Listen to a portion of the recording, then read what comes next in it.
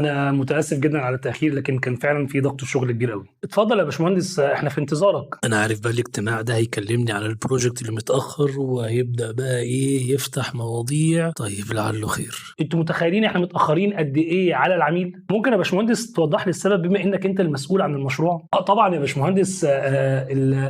بُص حضرتك، المشروع إحنا اشتغلنا عليه بكامل الطاقة بتاعتنا يعني، والteam كله تعب عليه بصراحة، ولكن قابلتنا بعض المشاكل زي في نقص في الخامات، وفي لخبطة كده في شوية حاجات ليها علاقة بالتصنيع، لكن إن شاء الله، إن شاء الله يعني هنحاول نشتغل عليها تاني، وهنحاول إن إحنا نخلّص الproject ده في أسرع وقت ممكن. تمام يا باشمهندس، بس أنا مش شايف في كلامك أي حاجة ليها علاقة بالسبب. هو نتيجة إن السبب يعني هو مش واضح لينا، ولكن يعني شكلنا كده يعني ما رتبناش اوراقنا صح يا هندسه. من كلامك كده يا باشمهندس انا حاسس ان انت ما جهزتش للمشروع ده صح. وجهه نظرك مظبوطه يا هندسه، مظبوط، هو ده تقريبا اللي حصل، احنا ما جهزناش للمشروع صح.